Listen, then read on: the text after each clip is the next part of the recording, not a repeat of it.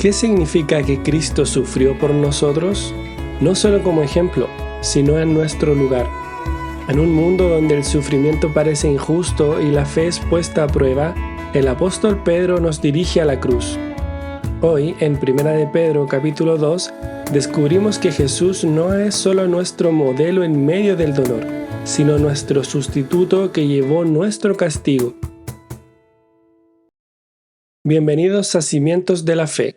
Hoy quiero invitarte a contemplar a Jesucristo desde un pasaje profundamente revelador. Pedro escribe en 1 de Pedro 2:21, «Pues para esto fuisteis llamados, porque también Cristo padeció por nosotros, dejándonos ejemplo, para que sigáis sus pisadas». El sufrimiento injusto no es ajeno al cristiano. Vivimos en un mundo caído, y como seguidores de Cristo muchas veces seremos objeto de maltrato. Pero, ¿cómo responder? Mirando a Jesús. Él fue perfecto, sin pecado ni engaño. Y cuando fue insultado, no devolvió maldición. Cuando fue herido, no amenazó. En vez de eso, confió en Dios, el juez justo.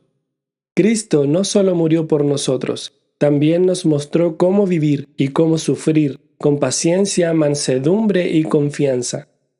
El sufrimiento de Cristo va mucho más allá de un ejemplo moral o una inspiración ética. Pedro nos lleva al centro del Evangelio en 1 de Pedro 2:24, cuando declara, «Quien llevó él mismo nuestros pecados en su cuerpo sobre el madero, para que nosotros, estando muertos a los pecados, vivamos a la justicia, y por cuya herida fuisteis sanados». Aquí no se habla de un mártir, se habla de un sustituto. Jesús no fue simplemente una víctima del sistema político-religioso de su época. Él no fue arrastrado a la cruz contra su voluntad. Él fue voluntariamente, consciente de lo que significaba tomar nuestro lugar bajo la ira de Dios. Esta es la doctrina de la expiación sustitutiva. Cristo sufrió lo que nosotros merecíamos. El castigo que correspondía a los culpables, es decir, a nosotros, fue descargado sobre el inocente. Fue una transacción divina en la cual nuestra culpa fue transferida a Él y su justicia nos fue atribuida. El teólogo Leon Morris lo expresa de manera precisa. La redención es sustitutiva porque Cristo pagó el precio que nosotros no podíamos pagar. Lo hizo en nuestro lugar. Todos los pilares de la salvación, es decir, la justificación, la reconciliación, la propiciación, se apoyan en esta verdad central. Jesús murió en lugar de su pueblo. Charles Spurgeon dijo con claridad, la sustitución es el alma de la salvación, la esencia del Evangelio.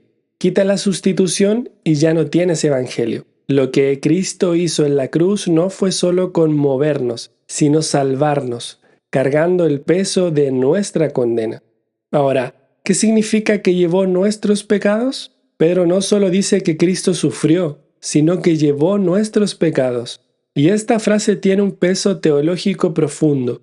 No significa simplemente que Jesús simpatizó con nosotros. En la Biblia, llevar el pecado no es una expresión poética, es lenguaje de juicio.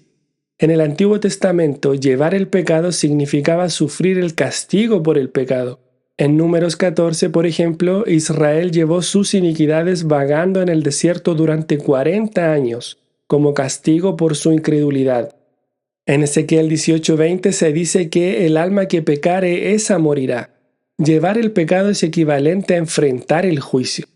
Entonces, cuando Pedro dice que Jesús llevó nuestros pecados en su cuerpo sobre el madero, quiere decir que Cristo cargó con el castigo completo y justo por nuestros pecados en su cuerpo, en su alma, en toda su persona. Él sintió el dolor físico del látigo romano, los clavos y la cruz, pero también sufrió la agonía espiritual de ser separado de la comunión perfecta con el Padre, al punto de clamar, Dios mío, ¿por qué me has desamparado? Ese fue el juicio que tú y yo merecíamos, y Jesús lo soportó, por amor. Ahora, preguntémonos para qué murió Cristo por nosotros. El versículo 24 no solo nos dice que Cristo murió, sino por qué. Para que nosotros, estando muertos a los pecados, vivamos a la justicia. Cristo no murió solamente para librarnos del infierno, sino para transformarnos aquí y ahora. Su obra no solo quita la culpa del pecado, sino también rompe el poder del pecado en nuestra vida. Pedro usa una palabra que implica un quiebre total, un corte radical. Morimos al pecado. Esto es regeneración, es el nuevo nacimiento, no es un cambio superficial, es una transformación interna, de esclavos a libres, de muertos a vivos, de pecadores dominados a santos en proceso de santificación. Ya no vivimos bajo el dominio de la carne, sino bajo la guía del Espíritu. Vivimos a la justicia, es decir, conforme al carácter y voluntad de Dios. Así que la cruz no solo trata del perdón, trata del poder para vivir en santidad. Jesús murió no solo para salvarte de la pena del pecado, sino para rescatarte de su esclavitud. También podemos leer cómo Pedro cita a Isaías cuando dice, «Por cuya herida fuisteis sanados». Esta sanidad es, ante todo, espiritual. Jesús fue flagelado, golpeado, desgarrado, y cada herida formó parte del castigo por nuestros pecados. A través de su dolor nosotros recibimos vida, y aunque todavía sufrimos físicamente, sabemos que la expiación garantiza nuestra sanidad total en la resurrección final. Finalmente, Pedro dice en el versículo 25, «Vosotros erais como ovejas descarriadas, pero ahora habéis vuelto al pastor y guardián de vuestras almas».